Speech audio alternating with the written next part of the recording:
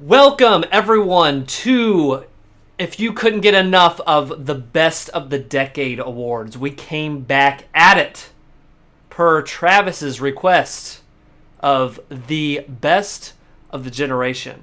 We've had an incredible generation, the PS4, the Switch, the Xbox One, and the Ouya. What an incredible time with incredible games and consoles that we've experienced. So we are here today. I'm joined by the magnificent Travis McCoy.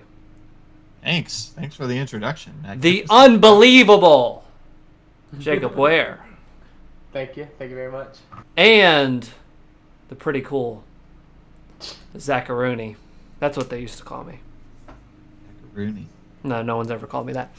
But welcome. We are going to be going through, Travis has some categories for us, and we are going to go through, reminisce a little bit about this past generation.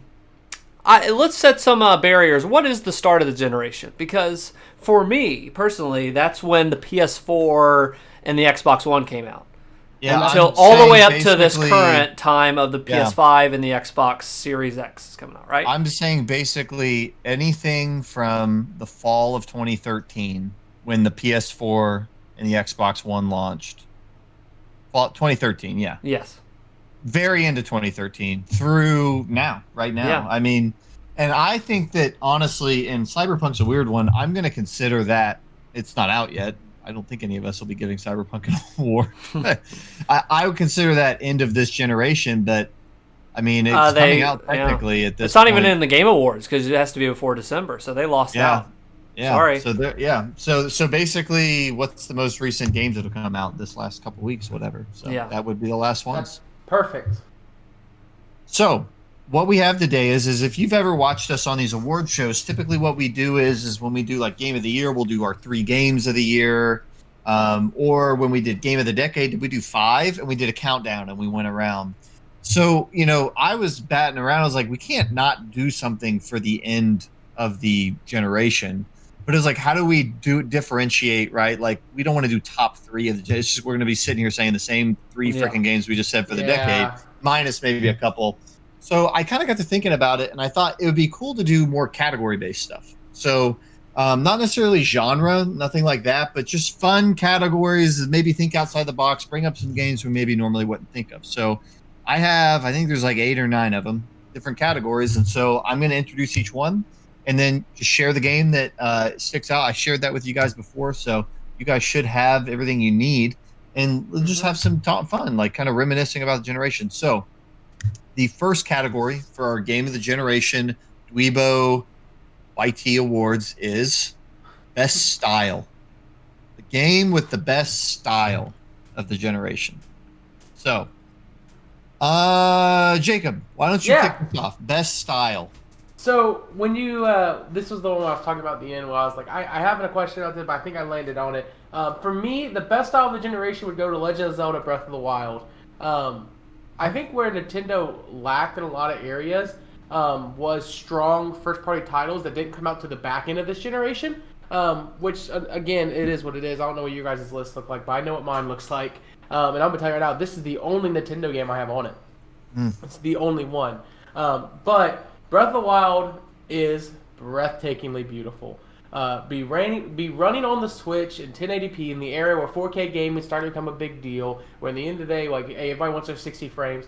The art of this game is absolutely something cel-shaded, kind of different. You don't see it a lot. But then on the top of that, people don't always think about this idea, but the music in the game that gets mixed when it's mixed with the art, I don't know what it is, but it's literally like you're almost in a museum of paintings, and you're walking around, and you hear the music they're playing in the background, and you're just looking, and you're in the moment, and you feel the game, and you're like, this makes sense. Like, these two things belong together.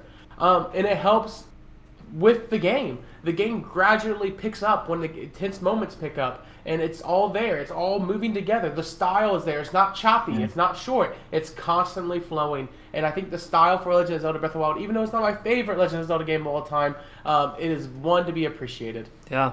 Yeah, it's got a very distinct style. It reminds me of when the same thing happened with Super Mario Galaxy when that came out. There was HD gaming and everything. The Wii was still SD. Yep. But that game still looks amazing and still holds up. Same with Breath of the Wild. That's going to stand the test of time, whereas maybe some of these HD titles from the 360 and PS3 won't, or PS4, I mean. But, like, that will stand the test of time because they have a certain unique style. And they did that with Mario Galaxy. They did that with way big with Breath of the Wild, for sure. 100% agree. Good choice. Yeah, that was a good one. Zach, best style. I was going to choose Breath of the Wild as well. I would say that's a runner-up for me. But I had to give it to another game. I gave it to Persona 5. Oh. Stylish. Persona 5 was a game that when they were... I'd never been in the series, but when I started seeing trailers of it back in like 2013, like this game took forever. It kept getting delayed, but I started seeing footage and I was like, is that the cutscene? I couldn't tell what the gameplay was, really, because I thought I was watching a cutscene. It was that beautiful. Everything from the freaking menus and buttons appearing and totals at the end of a battle. It's like I'm looking at an anime. It's unbelievable how stylish every corner of that game is. It's unbelievable. So I had to give it to the most shocking stylish game to me was Persona 5. It's a good one. That's cool. All right, my game for best style, and I can't believe nobody else even thought of this, is Red Dead Redemption 2. That game is a vibe. Yeah. Everything from the Western music, the letterbox format on all the big shots, the vistas, that is a good one. every area you go, it feels like you're playing a Western movie. But you're living in the world and you're running around and you're hanging out in the camps with the bandits and your friends and the music, like they made it awesome, like gonna go build our house together. Like they have great music, like original songs. The music that plays at the end, if you have the heroic ending with Arthur when he's riding, to go and make his final stand, and that game just had unbelievable style. The map was really beautiful with it was like a printed, hand-drawn map, and I just thought that game style-wise had it. They committed fully to the vibe in every single way. You can tell they put in 100-hour weeks, and that was my game for best style. Nice. Okay. We all had choices. I think that's a good pick, and you don't know, maybe you'll see something more from it. Yeah. Yeah. And I will say Persona 5, that is literally, that game is made for that category. That game is just so good looking. Style through and through. All right. Next up would be, let me pull it up on my phone because I tried to have it on my site. I think we have favorite trend. No, you're jumping the gun. The next one I have is best innovation. Best innovation. Oh, you're right. I am jumping the gun. My bad. Zach, why don't you take it for us? Best innovation this generation. I have a runner-up, and I have a first choice. My runner-up is Death Stranding. That game was innovative in the way that you're fighting the freaking environment. You're fighting the freaking ground, so you don't die on it. You're carrying 8,000 packages. How do I maneuver the environment? No other game has you fighting the environment to walk. Unbelievable. So I thought that was really cool. But I had to give it to a game that took us back to the roots, did amazing things. You might have heard about it before just a couple minutes ago. Breath of the Wild gets my best innovation. I think the billions of ways I've watched videos on Twitter since then of you could take this, and if you freeze time with this block, that's how you can get to this earlier, and all these incredible combinations. I had to give it to Breath of the Wild. Very systems-based gameplay. Yeah, very systems-based gameplay. Jacob, best innovation. Right. So I have 1 and 2. My number 2, I had to say, was Destiny. I'm not gonna go into why. I just feel like in the area of loot-based shooters, it became a big deal. It set the forefront. I agree with that. Yeah. My second one, though. My first one is going to be Rocket League.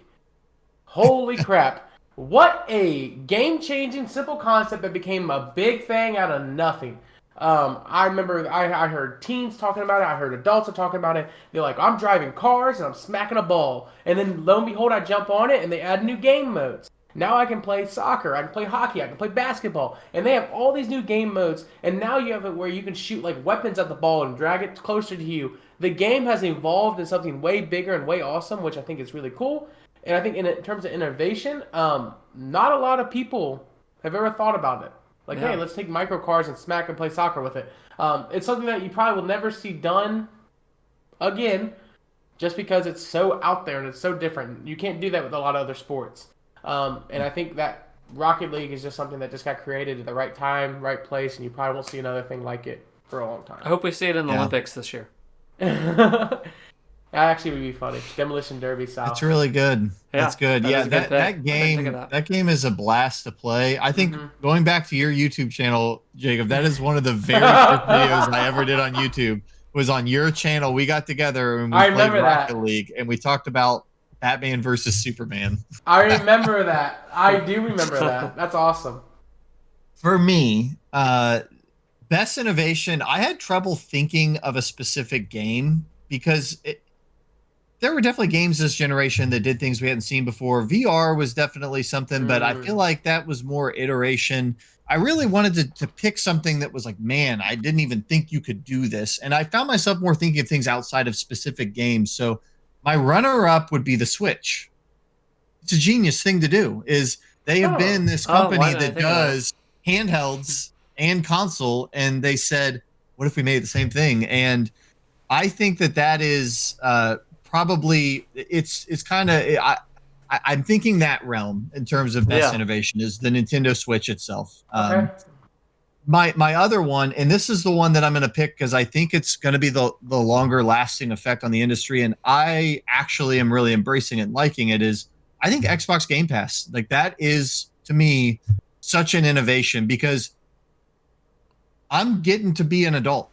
I don't spend a bunch of money on games, and I see these indie games that look fun, or I see this game that looks fun, and like, I'm at the point now where I can only really drop 60, 70 bucks on the game that I know is going to be a 10 out of 10, going to be awesome. But what happens then is like you play games you already know, or you only play new stuff. And I love Xbox Game Pass so much. I've been playing all these different games I would never try otherwise. There's some clunkers in there. There's some fun ones in there. But this idea that you pay this subscription and you're getting games day and date that in some cases are really freaking awesome. It reminds me of when I was a kid and I would go into GameStop and be like, what can I buy with these $12? Like, this sniper game looks cool. Like, I don't know, I'll check it out, and you install it, but instead of it, you go into the store and you're buying it with your used game money. You're just downloading it off the digital shelf. And so I'm going to give it to Xbox Game Pass. I think is the more long-lasting solution. I think Nintendo Switch is a cool one too. Oh, nice. So I kind of went outside of a specific game on that one. Nice. But yeah, this was an interesting generation for innovation for sure. I think as we look forward to next generation, I'm really curious about DLSS though. I don't think it really had enough of an impact this generation to matter, but that one looks cool too in terms of like being able to scale things and run them at a variable frame rate or a variable resolution that looks like the real thing. Yeah. All right. Next one. Favorite trend of the generation. Favorite trend. Start us out, Trav. I'll start us. For a long time before this generation, people would complain about the thing I'm going to bring up. But I think this generation, you saw a couple companies do it so well that now people, it's all they ask for. And that is top-notch remasters and remakes. This generation has been phenomenal about stopping instead of moving forward and saying, let's take these classics and bring them to modern day. There have been a lot of things, whether it's Tony Hawk, whether it's Crash, whether it's Shadow of the Colossus, even things, there's just been so many games that have been restored this generation.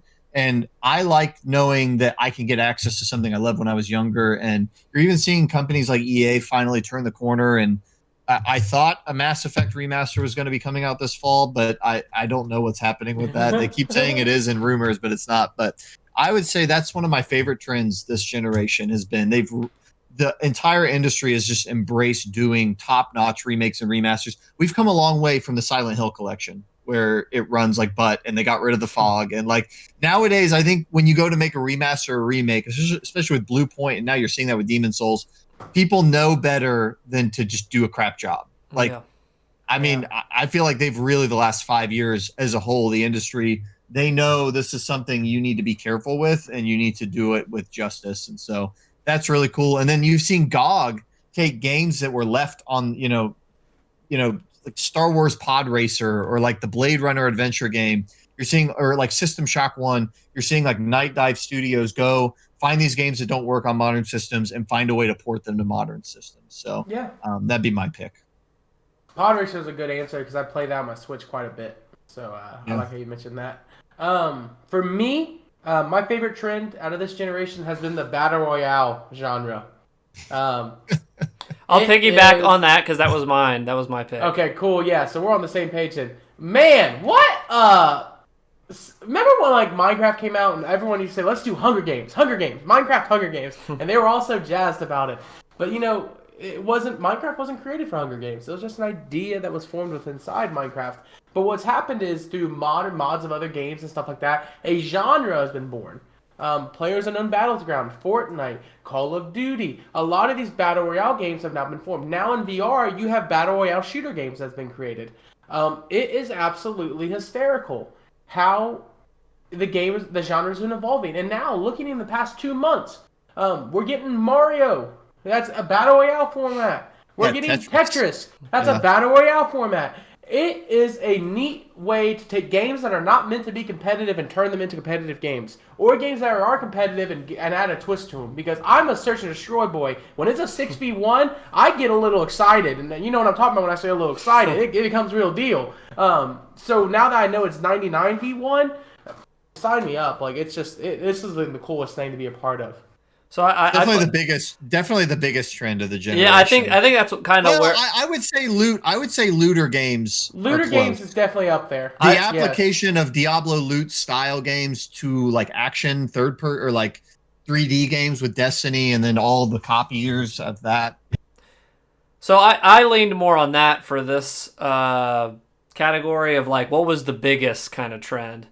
I also put in there like the weird indie multiplayer games more recently, like Among Us. There's Fall Guys. Like there was Phasmophobia. Yeah, that was more of a recent thing, but and by Daylight too. Yeah, there's been a lot of that. Over the past couple of years, there's been some interesting indie weird multiplayer stuff that's been going on. That it is odd too. So yeah, that's cool. It's been an interesting generation in terms of that stuff. Just kind of breaking down the walls of the 8-player lobby. Everybody's trying to shoot each other. 16-player lobby. Everybody's trying to shoot each other on a bigger map. Like, whether it's Destiny or whether it's Dead by Daylight. I mean, it's just been a lot of curveballs. And Rocket League kind of goes back to that too. Yeah, I would agree with that statement. All right, next one up. I'm excited about next this one up. Best new intellectual property. IP. Name of the game. Probably not something from it. Jacob, it seems like you're eager to start us. I am, because I just started playing this one. For me, it's going to be Horizon Zero Dawn. You stole mine. Hands down, I probably put 15 hours into this game already in the past weekend. That's prior to us shooting our podcast where I was just talking about the game. Why did I wait to play this? Dude, this game... honestly, I know this why. This game, every year that goes by since I played it, I think about it more, and I'm like, damn, that was such a good game. And I play on my PC, and it's like, oh, this is so nice. I now know why I waited. But, man, just... That's all I can say. Like, just clap. Yeah. They perfectly created a new universe. Yeah. Like, in a way that was compelling, and you're interested in what's going on, and you're like the little girl and you're running down in the caves and you're like, this is a subway station. I love stuff where you know something that the characters don't know, because there's another game that does something similar, but basically you're in a post-apocalypse, but they don't know they're in that. Yeah. And so they'll see things and you're like, wait, that is a subway system, or hey, this is somebody's apartment that they fell in like a giant field on a mountain. They found a hole and they're in somebody's apartment. This is weird. And then when they start to get, later on, it's just cool. I love the way the story's unfolding right now. The gameplay of it too. Man, you're right. When you say like they crafted a beautiful world, that's just the best way to put it. Like really. Two things: fix the climbing, make it to where you can climb anything the same way as Breath of the Wild. Yeah. Number two, stop doing where you walk in a room. I don't know if you've ran into this yet, Jacob. There's a part in this game where you walk in a room.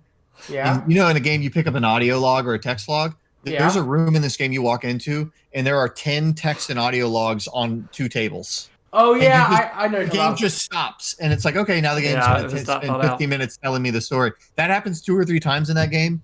Hey, Gorilla, don't do that again. Just like dole it out more, spread out. Don't do that ever again. But So my other pick than that, of new IP was Horizon as well. But what happened? So like I did have a very fun time playing the game, but as I was looking, some of the bigger titles this year were existing properties. yeah. There wasn't, and I could be wrong about this. When I was looking around, like what new IPs did come out? A lot of indie stuff like Yeah, indie Super titles, Hot. but as far as AAA, there was a lot of continued stuff or like one-offs, like The Last Guardian came out. Yeah. Like, but The that's not only- gonna get a sequel, I don't think. But. The only other game I could sit here and make the argument for, which I debated for, was Splatoon. Oh, yeah. And the only reason was because Good of the one. Wii U guidelines. Like, hey, it came out in the Wii U, but then we saw another That's game true. on the Yeah, Switch. it's Switch. It's back Yeah, and so- forth. Wii U you know- came out around the time of the PS4, though, didn't it? Correct. It came out in 2012. 2013. 2012. Or 2012, yeah. I So would have. I'm not- I would have allowed it. I would have. Yeah, allowed yeah, It. yeah. I don't think Splatoon is like out there, but that's like the only other major IP that I'm thinking Yeah, of. I don't think there's this been was any good. new. Well, and it's a different time now, right? So like when Uncharted came out, and when Mass Effect came out, when BioShock came out, the game could come out, and you could get 2 to 3 sequels in the generation. Games take such an ungodly amount of money and time now. Like you can't just make one and then hire, a side studio to make a sequel while you work on the third one and get them all out in 6 years. Like nowadays, it's going to take, and so maybe that's part of why is some of these games that came out, they didn't have a chance to get a second and a third and a fourth one in one generation. So it's like, well, what was the big new game that came out that could be a franchise? And it's like It's Horizon. Yeah. My other Outer argument, Worlds. my Like, other I argument don't know. would be Like, where do we go from there? the Death PlayStation- Stranding. It doesn't really feel like a franchise. That Yeah. could have been a new IP as Death Stranding, but it's hard to call that an IP when it's like, will this even get a sequel? It still is a new IP. I mean, that's definitely the most ambitious new IP. Horizon might be the only answer. Yeah. Yeah, I would say the difference though is like when the Xbox and the PlayStation 2 came out, the hardware was so limited that like you didn't see a lot of like new. Like, obviously, games were getting better and better and better, but the IPs were slowing down. But then like you made the jump to HD, and then in PS3 and the Xbox 360 came out, you saw game title after game title, like all these different directions just because finally the technology was there for them to realize some big games. And then now the PS4 made the jump, but the technology was still there. It's just visually some stuff changed. So I see what you guys are saying, like the IP difference. I understand that a little bit better. Yeah. All right. It's a fun one. Best character. Could be probably a new character, but if there's a version of a character you like a lot. Best character in a game. This is gonna be fun. You want me to go? I can start again. Start us out. All right. Mine's gonna be Dutch Vanderlyn. Dutch Vanderlyn for Red Dead Redemption 2. What a jack off. Dutch. I love it. Dutch. My strong second was Ellie from Last of Us, but I decided to go ahead and go with Dutch Vanderlyn just because if you played Red Dead Redemption, you've heard of this character, you know what a role this character plays in. Red Dead Redemption 2 does a great job in making you realize why John Marston had to do what he did in the first game and what Vanderlyn was all about. That dude was, how do I put this? He was George Bush after the re-election. He was riding. He was Nixon. He was Oh yeah, going Nixon. crazy. You can go Nixon. Yeah, that's a good one too. He was riding his high, man, and he sucked. Like he just wasn't the greatest guy. And even at the end of the game, when you played it, you're still sitting. You're like, this dude's still kind of a dirtbag. Like He was really well written and gave a great performance in that he But was yet- likable in the yes, beginning. he was likable. Where even when he was really unlikable later, you still were like, Somewhat liked him. you were like, man, just leave this. This group sucks, But Yeah. you were like, you hate to see it, and then when he starts to turn on, your character, it kind of feels personal because it's like, well, we're It close, does. right? But you're picking Micah and all this. Well, Yeah. I'm gonna piggyback because my best character of the generation is Arthur Morgan. Arthur Morgan. Nice. That's mine as well. All Red Dead characters. All Red Dead. That game just had Arthur incredible Morgan. characters. Okay, I didn't play Red Dead 1, but I remember when they revealed the trailer for Red Dead 2, the big people said number one was, this looks really good. It's great graphics. It looks good. The second thing everybody kept saying is, where's John Marston? Who's this guy? Where's John Marston? Where's John Marston? And I remember being like, oh, this might be a game where people get like a ride-in effect of like, I want to be the guy I was in the first one. That game came out. not a damn person still want to be John Marston. To the extent that like the post game when you can play as John Marston, it's kind of like, yeah, this is cool. Like, I wish I could be Arthur again. Yeah. Like, Yeah. love it if Arthur came back. Arthur Morgan. I fell in love with that character, and it was gradual. Like, it wasn't like from the very beginning of the game, I thought, oh, this guy's great. This is going to be an all-time favorite character. But you just spend so much time with him. He's got a wholesome layer to him, but he also is brutal. Like, he'll beat people up that are dying of cancer because they owe his gang money. And he's got this kind of brutish simplicity to him where, oh, well, this is all I know, but then he's conflicted because he knows it's wrong. And then you have these side elements with maybe the girl that he used to think he would live his life with. He's got the whole angle with Dutch. He's got the brother, resentment towards John Marston. He has the connection with Abigail. They tell his story through all the other characters around him and the interactions he has.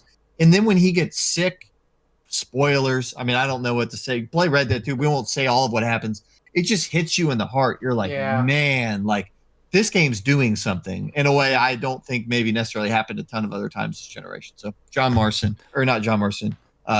Arthur Morgan. Zach, you got some stuff you want to say about it? I had two, everything you said, just you connected with that character. He's funny. He was fun to be, like, he was fun to play. And as it went along, like, just the whole cast there. I mean, you could really choose anybody there in that camp and stuff. It was just fun to be around. But I had two honorable mentions. Nathan Drake, Uncharted 4. Okay. I loved his character in 4, and I loved all those interactions as well. Geralt Riviera from the Witcher series. But Arthur was strictly from this generation or whatever, and those others kind of cross-gen. But I had to mention those two other, but they were fun as well. But great characters. I mean, and to the extent they're so good that, like, legitimate Hollywood show / TV / movie adaptations are being made of those two. Yeah. And honestly, like, The Witcher's great. Like, it was such a good template for a character that they made a really good show on it, and we'll see about Uncharted. Who knows how that'll turn out. That's funny I picked Dutch. I thought about Arthur, but, like, it was Dutch is a great character. Dutch is a great character. I was saying, like, just Dutch to me is such a D-bag, but I love him kind of character. It's like, it just makes sense. I was shocked nobody picked Quiet. I don't. Oh. You will be ashamed of your actions and your deeds. All right. Next up, Worth the Wait. And you can interpret that however you want. Maybe it was a game you waited for a long time. Maybe it was something you felt was hyped for a long time. Worth the Wait. I have two that were warring. I still can't even. I'm looking at it. I still can't tell you. Yeah, I have two. I think I know which one you're gonna pick, Zach. I have two really hard ones because they both. I think the one you're debating about is the one I'm gonna pick, and then the one you want to pick, and that I think you'll pick is the one I'm not gonna pick. Okay. Well, I'll let you two go first then, because I want to hear this. Here's the two. The first. Just say your pick. Say your pick. I'm having hard time. I don't know. Okay. Here's the thing. Which one was the longer wait? Which one? Okay. Then I'll mention the honorable mention. Then the honorable mention. These were neck and neck. Was Breath of the Wild. That got delayed time and time again. To the point where it's like, this game is still not coming out. Nintendo's delaying. I still remember being like, well, frick that. Like, come on, you got to put this out. Man, when it came out, it's like, oh god, like, yeah, one of the best games ever. Okay, like, that was where you needed that time. You needed years to, like, polish that. Great. But my pick was a game that took so ungodly long. I was a totally different person by the time it came out, and that was The Last Guardian. Yep. Man, that game crossed generations. It was a PS3 game and it became a PS4 game. But when I played it, when I saw freaking Trico move, the character move, this monster thing, I was like, jaw hit the floor. So many goosebumps moments in that game, and it's like, God, I'm so glad we got that. This actually was able to come out. Like about time. Yeah, amazing. I'm gonna follow up on yours. You did your runner up. I guess wasn't the one I thought it was gonna be, but it's gonna be my choice. And that is, when I think back to the start of the generation, or what I consider to be, I think back to E3. Was 2015 the first year we all watched E3 together? Not in the basement, but in the apartment. Yes. Okay, 2015. E3 2015. So E3 There was a lot of 2015, stuff from that one. Yeah, they revealed a lot of stuff. Last Guardian There was in things that. that were wanted for a long, and Last Guardian was in that. But in there was this little game called Final Fantasy VII Yeah. Remake, and everybody in the room lost their minds when they announced Final Fantasy VII Remake. Yeah. And this was like 2015. I should have mentioned And that as well. I think I didn't want to have a ton of these because that's my pick. But Okay. I had never played Final Fantasy VII in general, and so based on the reaction, I played 7 and I really liked it. And then I was like, I'm looking forward to this remake. This could be really good. And then they didn't say anything for a while. And then they released a gameplay. A lot of clip. delayed games. And then they changed developers. And then they delayed it a year. And then they released some key art. And then they delayed it another year. And I started getting a little worried. Like, this smells fishy. Like, this stinks. This is a problem, maybe, you know? And finally this year, Final Fantasy VII Remake came out. And I had a blast with it. I loved it. It was awesome. It was worth the wait. I waited on it the whole generation, and I thought it was awesome. So that game, that it definitely took on my list its too. good old time, but Final Fantasy VII Remake. Jacob. So that's funny because I had that one written down, but I decided not to go with it because I wasn't looking forward to that game as much as you guys were. What I was looking forward to, and I just could not, it took forever for it to come out, was Spider-Man. Oh, yeah. 2016, it got announced. That took a little bit too. But the development was 4 years. Like, they started on it for 4 years, and I was sitting there, I was like, oh, when's this game going to come out? Like, I just want to play it. Every time they showed me something, I would, like, salivate just because, like, I wanted it so badly. And sometimes how much you want the game is makes it worse than necessarily the time. Yeah, that's the worst part. But like 2 years for me is like, gosh, no, you're wrong. The game, I understand why it took 2 years.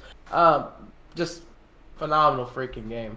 See, it's always interesting too because sometimes you really want a game and you wait so long that you almost don't want it anymore. Yeah, and then you want it again later. That's almost where I am with Cyberpunk. Is like we've waited so long for Cyberpunk. Like they announced that 7 years ago. Like I am like, okay, let's play it. Yeah, but let's move on. That's a good one. That's a good one. All right. We are making our way through this Shenmue, list. to go back on that trio of games, Shenmue 3 was not worth the wait. Shenmue 3. Yeah, it didn't seem to be. It came out and then I didn't hear anything else about it. We're only halfway through the series. So. Next up, Hidden Gem. Hidden Gem. And I'll start with this. Hidden Gem. Sorry. What I was thinking of, and everybody's going to interpret these differently, I was like, what's a game with like no hype? A game I don't even necessarily talk about a lot, but something I played this generation, I really had fun with, kept going back to, had a lot of good times with. And that is a game, it's a PS4 exclusive. I wish they would port it to PC. I feel like it would have a good modding community, but it's a game called Amplitude. Oh, I know what you're talking about. The original Amplitude was a PS2 exclusive, and it's a game from Harmonix. It's like a game you play with a controller. It's kind of like more like electronic music, kind of rock band, but instead of using a guitar, you just use your controller. You use the triggers. And I had a buddy, Greg, recommend the remake to me because he loved the PS2 one, and the remake was coming out, and he didn't have a PS4, but he's like, you should buy this on the PS4. It looks really good. And I bought it, and that is like my go-to. If I boot up my PS4 and have no idea what's going on, I'm bored on a Saturday afternoon, I'll go click on that and I'll play a few songs. Very fun gameplay, really fun game. It did not sell at all. Like it didn't even get DLC. It sold so poorly. And it's kind of like an experiment that they rolled the dice and it didn't work out. But I liked Amplitude a lot. And if you have a PS4, it's probably like $3. Like go buy it, play it. It's fun. So Amplitude. Cool. What about you, Jake? For me, Puyo Puyo Tetris did not make the list, even though it is one of those games I feel like a lot of people just don't talk about. My hidden gem, from a game that no one knew existed to now is one of the most popular games out there, Dead by Daylight. It's true though. I remember texting these fools and saying like, guys, this is the game we need to grab. Let's get on it. It'd be a great time, and we screamed our heads off. Because it was scary, and it was weird, and it was different, and it was frustrating as crap, and some of us fell in love. Some of us, some of us hates it. But for I me, run hot and cold with that game. yeah, I agree. Yeah, it's very hot and cold. That was a hidden gem for a long time, and now it's like one of the It's probably a top 5 games on Twitch nowadays. Yeah, one of the top 5 games on Twitch. It was one of the most best sellers on Steam for a long time. It is a popular game to this day that has a very strong community, very toxic community, but nonetheless, I think it's a good hidden No, gem. are they toxic? No way. No one knew this game was coming out. Like, it was gonna be some PC. It was gonna be some PC game that blew up. Now it's on every console known to man. Looks Have like a the phone developers version. didn't know it was going to come No, out. they didn't. Hey, They still don't know. It's been how many years now? It's been 5 We years. put And they're that just not out? getting a facelift. So it's Yeah. like it's a good game. Yeah, that's awesome. That's a good pick. My pick, I had to eat my words. I was ashamed of my actions and my deeds because I had made fun of this game previously.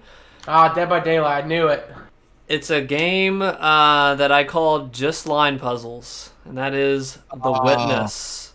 The Witness, Dude, I think... when this game came out, you were hating on it so hard. Go ahead and talk yeah, this game I made fun of. I said, this is just line puzzles. This looks dumb. I'm not paying $60 for a line puzzle. And I had played it, I think, like last year or something like that. And oh my gosh, this game blew me away. It's one of the very few games where not knowing anything and not, running, like, it wants you to fail continually. And it's like, oh, okay, I can't go that way. I got to go over here. The exploration and finding, like, learning, like that. The abilities you get in this game, like in Super Metroid, you're gaining this, you're gaining that ability, is brain. It's like knowledge. You're like leveling up your knowledge, and I can solve this puzzle and that puzzle.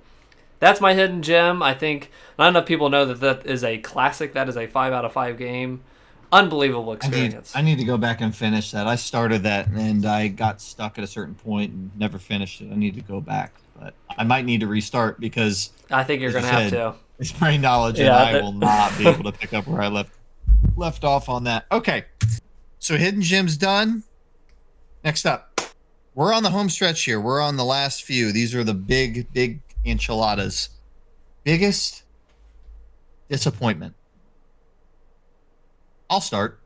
Oh, this is gonna be funny. I know it. This is going to be a good one.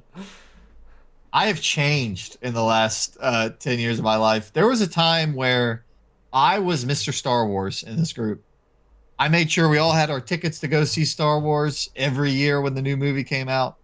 I was looking at any game that came out. I was checking it out. Nowadays, like Star Wars Squadrons just came out and it reviewed well. I could give a crap. I don't care. I'm burned out. But the thing that started me on this feeling of I don't know if this new era of Star Wars is going to work was Star Wars Battlefront. First Star Wars Battlefront. When they revealed that game, beautiful looking graphics, still some of the best sound in a game. But it was pitched as the people that made Battlefront or Battlefield making a Battlefront game. Yeah. I love the old Battlefronts. I remember you hop in ships and you'd fly them to Star Cruisers. You go inside, you blow up the inside of the Star Cruiser, you hop back in your ship, you'd fly, go to another Star Cruiser, you'd shoot the outside. I'm at the vehicle-based combat, hopping and stuff. You buy this game, it is the definition of icing with no cake. It looks and plays and sounds great, but you have to pick up these tokens to like get in a ship. You don't like get in a ship. You like pick up a star card and it lets you spawn a ship and then you go fly it until you blow up. You don't really get weapons and upgrade with perks. It's like you like gotta like roll these dice and get these star cards and they give you like really game affecting things. And oh yeah, you can't really grind them. You basically have to pay money. And I know they patched a lot of that stuff later. I think it was the first Battlefront that when it came out, you had to play 40 hours to unlock one character, and there was like 80 characters in the game. It was like Darth Vader and Luke Skywalker. Oh yeah, there were 4 maps. It was just a big disappointment. It was all the polish, none of the substance, and Yeah. it left me pretty sour on Star Wars games from EA. So that's my pick. Biggest disappointment. I'll go next. I had several runner-up. I had forgot about Battlefront, but there are like this generation had the biggest, like some huge stinkers.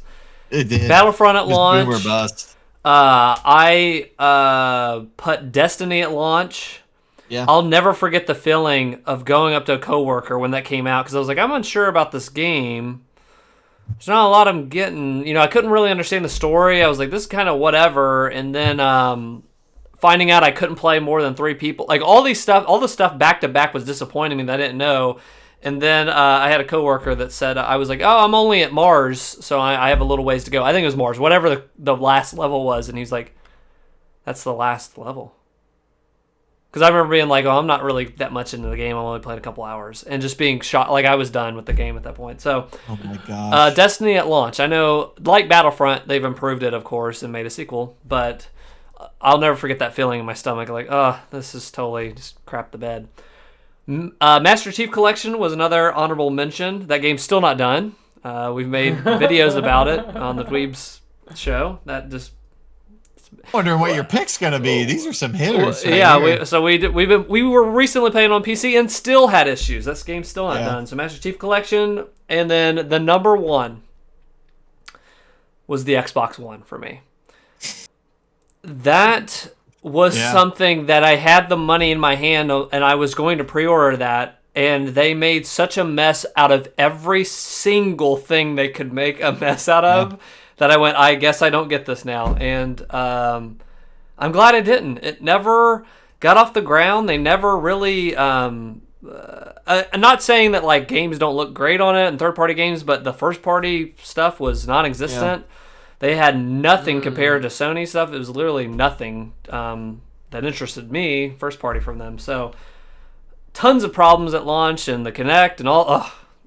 That was a thing that never got off the ground, and that just was from beginning to end.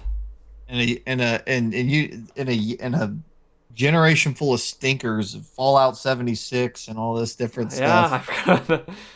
Yeah, there's another one, Anthem. Sorry, go ahead, Jacob. We're gonna maybe name yours if we keep talking. No, I mean, I'm actually surprised we have Xbox One takes the cake because it didn't set a company back for like. It's not like you developed a game and you failed.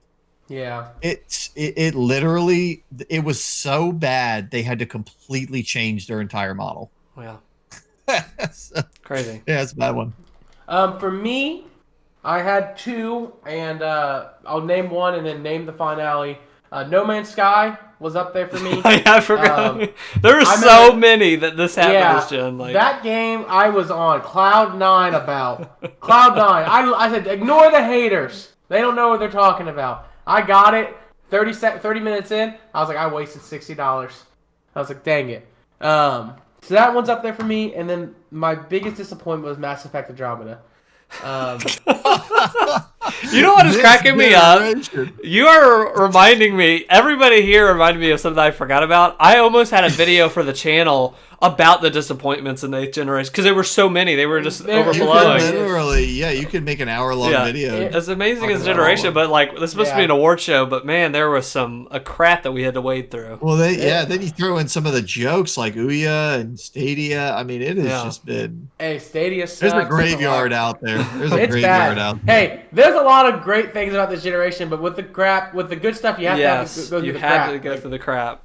So, yeah. Wow. All right. Okay, enough negativity. Yeah, it's real simple. Last 3. Biggest surprise. All right, here we go. All right. The biggest surprise for me is going to be Life is Strange. And here's why. Not known for their video game. Well, I shouldn't say that. They make some good games. But nonetheless, they're not known for Square Enix. Well, never mind. I started saying something. I'm gonna backtrack. It's okay. Square Enix not known for their video games. For their episodic type of style, they don't do that kind of stuff. For that, and they're not known for that style of game. Yeah, Fair enough. Came out wrong. I guess. This game did not sell amazingly. It sold 3 million copies worldwide, but that was as of 2017. So like, my thing is like, Life is Strange had such a beautiful story. All centered around this place in Washington, Oregon. Like, it was all like, it was really cool. It was really, really cool. I love the concept of the rewind. I remember, here's why it was a surprise to me. I was just watching a YouTuber one day, and he put this game on. I was like, why is he playing this for an hour straight? Because normally I watch like quick little 15-minute hitters. And I watched him play it, and I sat there. I remember hitting the button on 30 minutes, and I was like, I have to play this myself. I can't let him play this game for me. And I went and I bought it, and that's why it was such a surprise to me, because I didn't think that game would end up getting me the way it did. And I remember playing through it and Kenny walking in my room being like, "What's wrong with you?" And I sat there for a day and a half, and I'm like, "I just beat Life is Strange," and I'm like a little bit crying a little bit because I was like that good of a game. Yeah, I that was a surprise as well. That just looked like this teen girl and this episodic thing. It wasn't what I was into, but me and my wife played it, and it was an amazing, fun experience of like, what choice should we make and whatever else. That was a fun like little couch game, and like, oh, you should do that, and great soundtrack, memorable soundtrack. Love the soundtrack. It had a vibe. It had a vibe and a mood to it, and I really enjoyed it. Good one. Travis? Biggest surprise. When I had one, and I actually just changed it. So Life is Strange. So I'll say the one I was going to say, but then I'll say my real one. If you had told me a year ago that Last of Us 2 is going to come out, and I'm going to be the one on the table with the gun, and all of my friends are going to be hating on it, I would have never believed you. Ever. I don't think anybody in our group would have believed that, because I think out of all of us, okay, Last of Us is good. Yeah. You guys all love that game.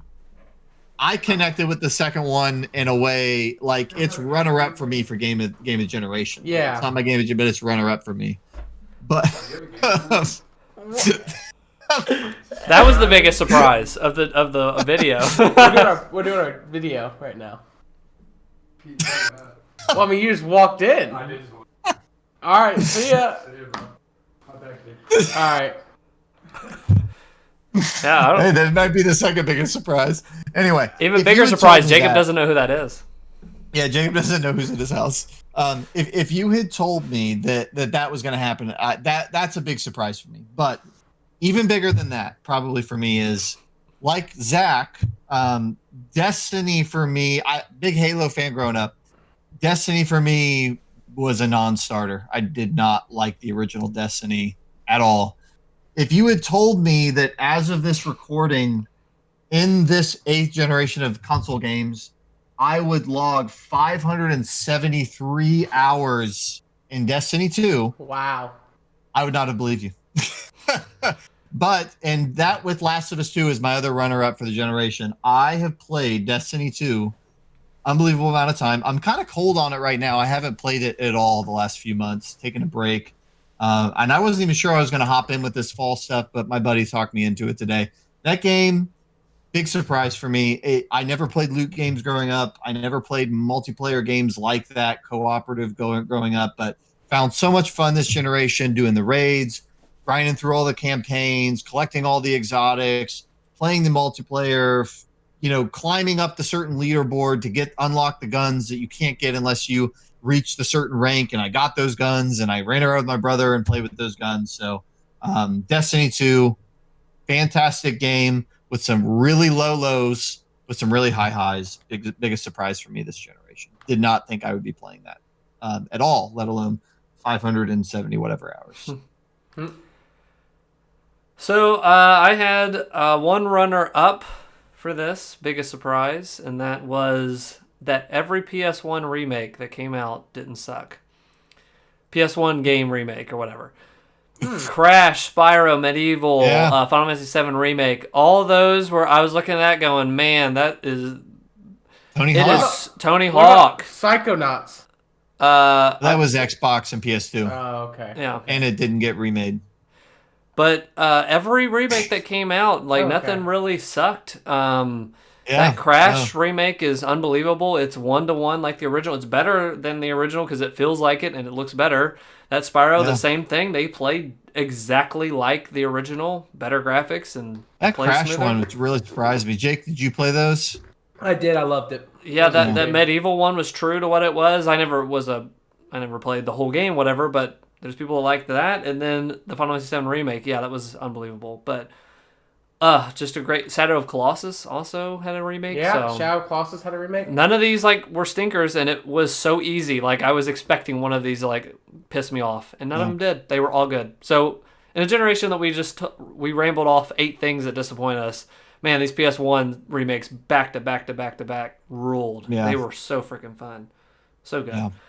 But my biggest surprise, because I am coming for someone that remembered this game. Epic announced a game called Fortnite back in 2011.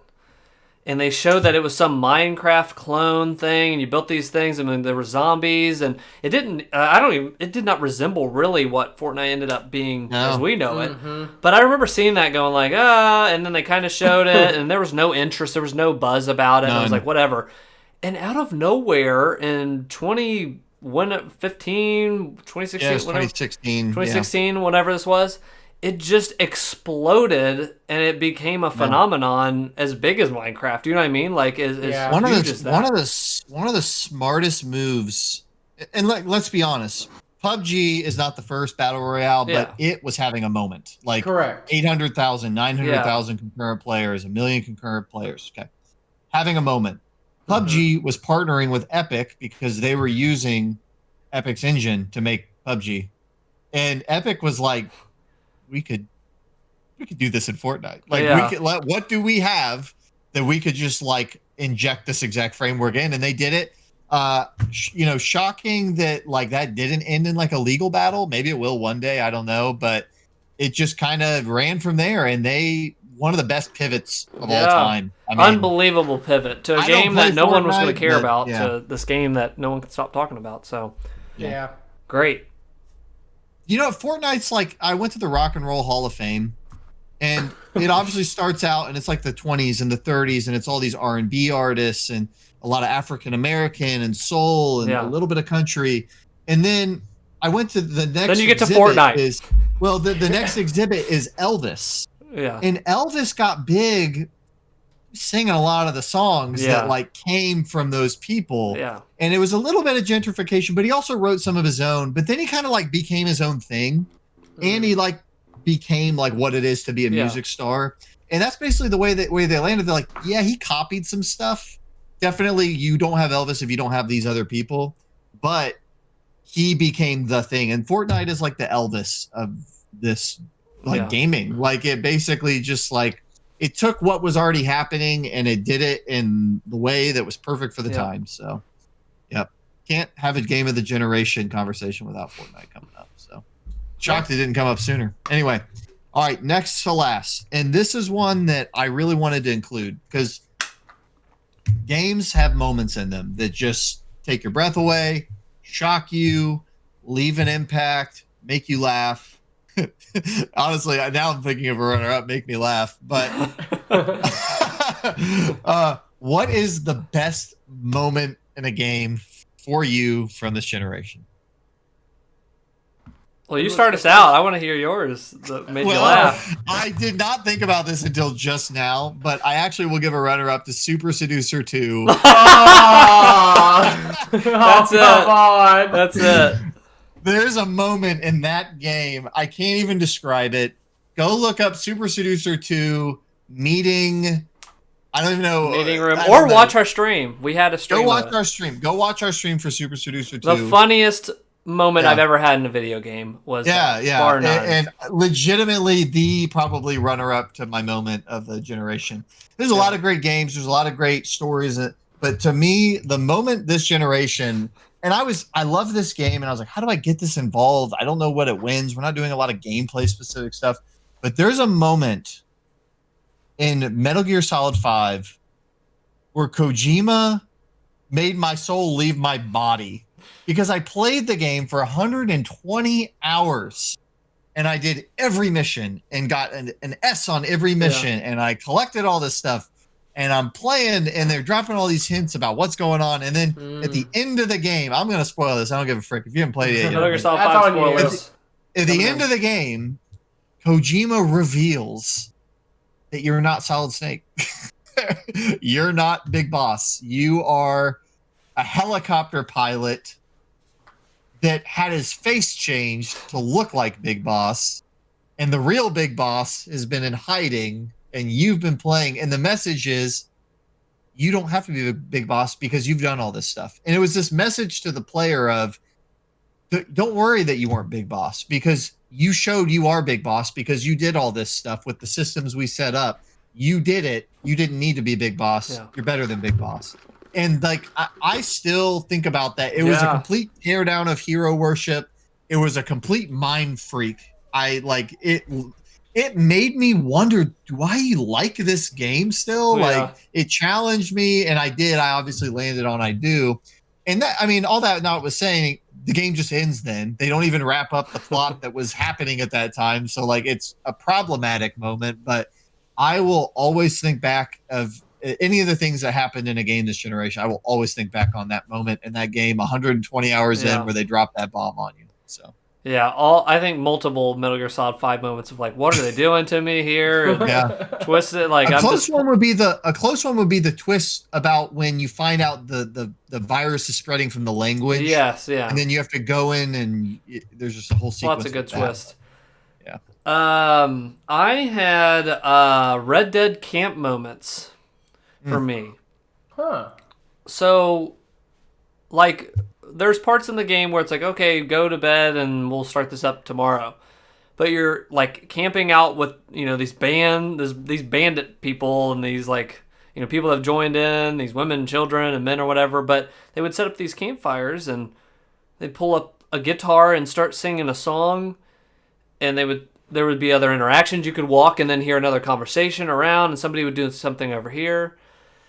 And as I was walking around, I was like, you could miss all this. This could be, you could have just gone to bed and gone to the next mission or whatever, or you could have stayed over here longer and heard even more of this story that they were. And I just felt that so special. Like, that had such an amazing vibe, and that happens multiple times throughout the game of like, you can totally skip this, but I didn't, and, thankful that I didn't, and just kind of sit down and kind of see these funny moments unravel and these emotional moments. Games try that stuff. Like in Skyrim, I was playing Skyrim recently, and you can sit in a chair in the inn.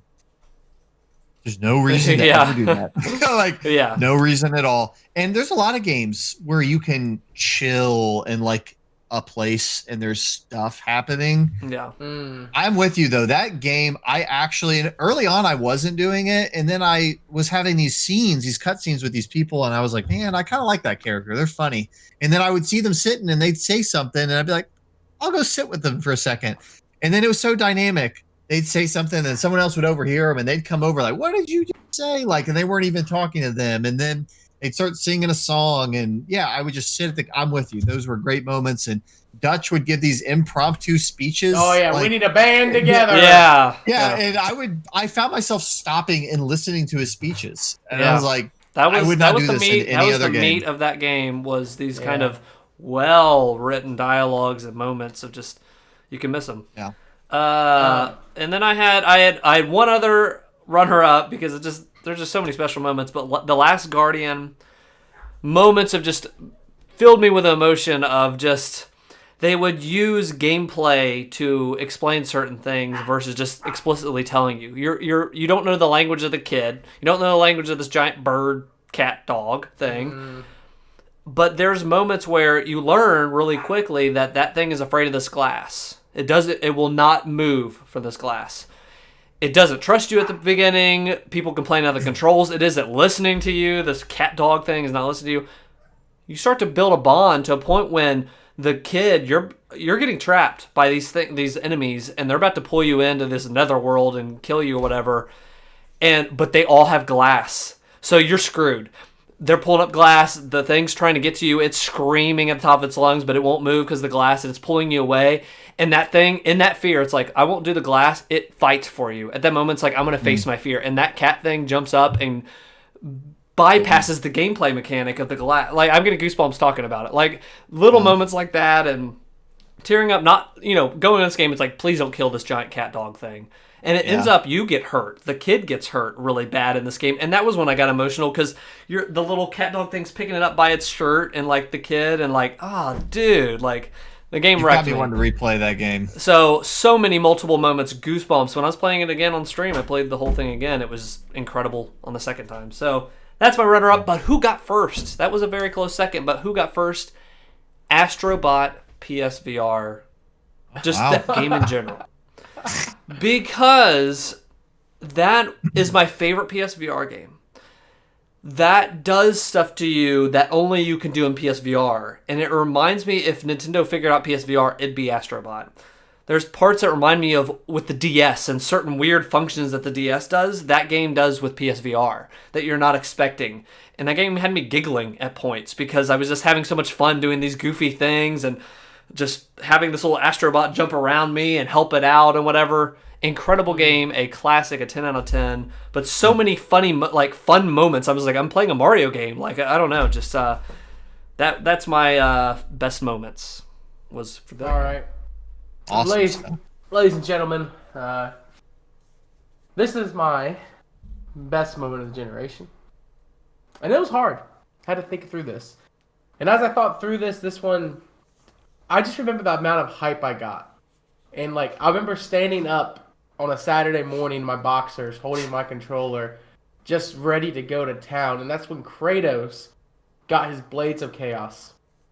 And when that moment happened, because look, that axe was awesome. Yeah. Like, there was nothing cooler than the Leviathan axe. And when you got that and you were rocking, and here's the thing, I was content with it. Give me the axe, give me my shield, and give me my fists. Yeah. That's Kratos. That's fine. But then when crap hit the fan and Kratos knew he had to do something to protect the things he loved, he went back to something that he was not willing to go back to. And that's a good choice. And when he went and he opened it up and he put them on, I was like, that was awesome. You didn't have to do this. And I didn't even play God of War, the original ones, but they were hyping that he was going in somewhere. And I was like, what's it going to be? What's it going to be? And when he pulled it out, I knew from seeing old games, and I didn't even really register that he was using something different.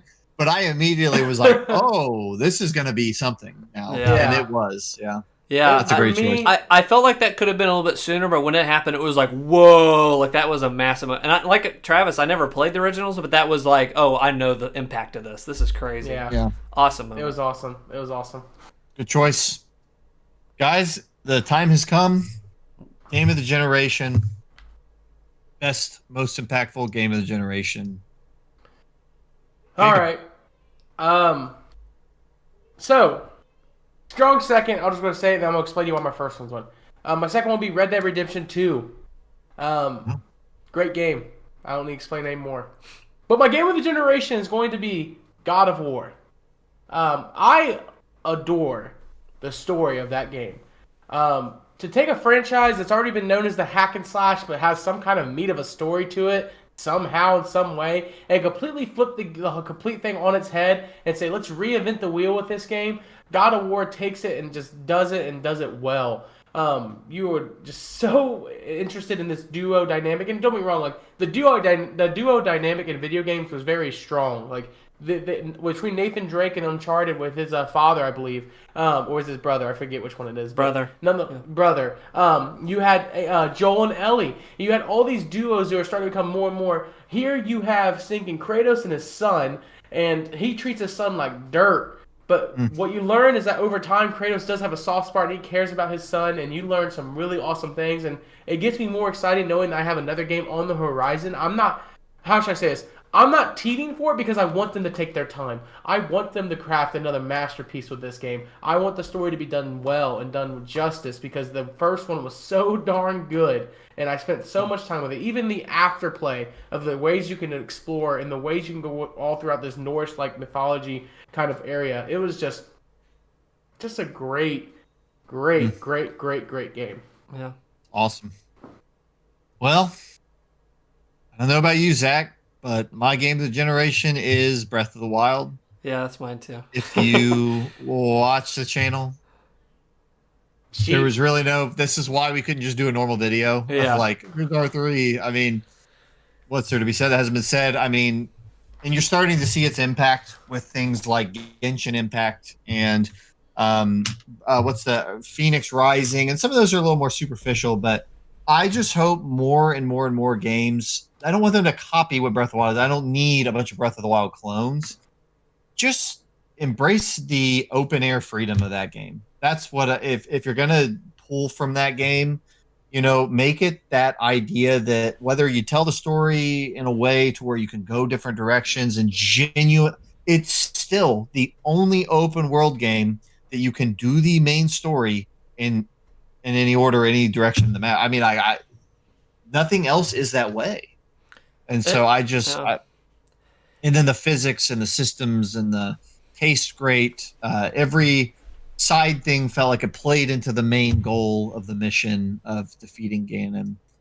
Great game. Breath of the Wild came at a time when I think it started from like the 360, PS3, like last gen stuff of like games were getting really polished. They were getting really well made, but they started to become, at least in the 360 PS3, it wasn't that bad this gen, but kind of like roller coaster rides.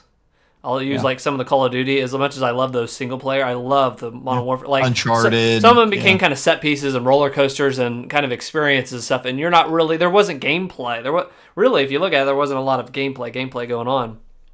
And I think that continued into PS4, Xbox One, of like these incredible games. And I'll even use like, sorry to crap on it, you just said it was your game of generation. I liked it too, but God of War, as fun as that was or whatever, I felt like all these games were extremely polished and they were still very freaking fun, but all these games, as good as they were, even games I loved, had forgotten what makes a game is the freedom. Like that back on the NES, and I love that Nintendo had to reach all the way back to the NES of like, yeah, it's giving them the freedom to go over here, all the way over here. And God of War actually did kind of do that to a point, but like the utter freedom to like do some wacky stuff to like get to certain places you weren't supposed to get to yet.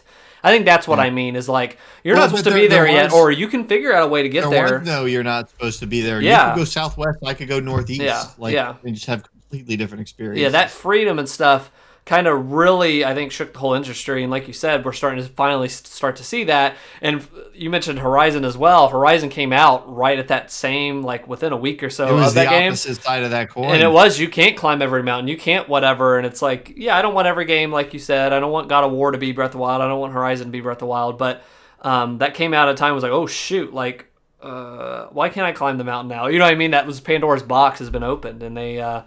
That was an incredible game. That is definitely my game of the generation. Yeah. Well, it has been quite a generation. It's fun reminiscing with you guys. Yeah. And it will continue to give. I don't know about you guys. I still have many things this generation I wanted to play. Didn't have time. Ghost of Tsushima. Nier Automata, Ghost of Tsushima. Cyberpunk's about to come out. Cyberpunk's about to come out. So, I don't know. I heard it might get delayed again. I think when all is said and done, this may, for me, be the greatest generation we've ever had. It's hard to say because it does things differently than maybe others, but in terms of pure variety, multiplayer, single player, systems-based, linear, open world, I mean, like, and if you're throwing the remasters and the remakes too, I don't know how this isn't really a gold. We're in a golden era of games. My nostalgia wants me to say the PS1 and 64 because it was seeing 3D for the first time as a kid will always stick with me. If we're talking moments of gaming, that generation was incredible, the output. But we got remakes of some of my favorite games from that generation. I was thinking about this the other day. Like Tony Hawk's Pro Skater remake was better than any of the Tony Hawk's. That Crash Bandicoot and Spyro remake are better than the originals.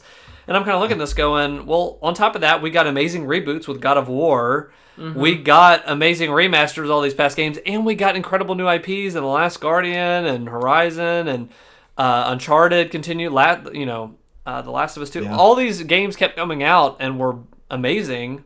We got Game Pass, like you said, like all this stuff, and it's like, this might actually be the best generation. We got VR. We got actually consumer great VR this generation. We didn't even go into all that stuff, but PSVR came out and it did great. It's not like, I think there's still more stuff to go with VR, but it got to a point where it's like, I'm buying that and I'm having fun. Like Astrobot made my, awards this list. So more fun than maybe the iToy on the PS2 ever. Yeah, a little bit better than that. And never forget the Kinect, guys. Never forget. Well, thank you guys for joining us and hanging out. It's fun. Drop in the comments, if you want to share what your picks would have been for some of these categories or your game of the generation, we'd love to hear from you. But appreciate you guys. It's been a fun generation. I don't know about you. I've got my space cleared out for my PS5.